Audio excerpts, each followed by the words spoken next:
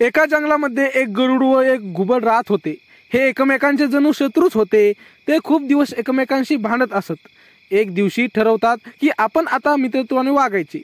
पिकांची पिल्ले खायचे नाहीत यावर घुबड गरुडास मिळाले, पण तुला माझी पिल्ले कशी दिसतात हे माहीत आहे का?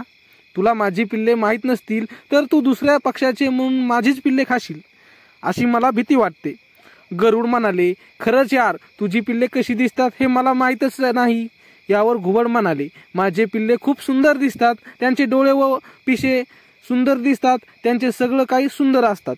या वर्णनावरून माझे पिल्ले तुला सहज ओळखू येतील। पुढे एक दिवस गरुड तरीचा शोधत निघतो। एका झाडाच्या डोलीमध्ये पक्ष्याचे पिल्ले दिसतात। विचार करतो की हे घुबडाचे तर पिल्ले नसतील।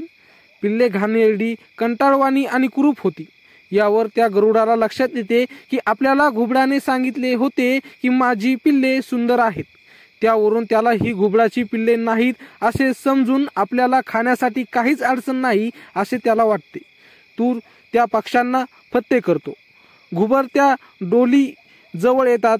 त्याला आपली पिल्ले नाहीशी झालेली पाहून तो लगेच गरुडाकडे जातो व त्याला म्हणतो की तू माझी पिल्ले मारून खाल्लीस असे मला वाटते। यावर गरुड म्हणाला, मी पिल्लू खाल्ली तर आहेत, पण तुझी नाही। यावर घुबड म्हणाले, ते माझीच पिल्ले होती।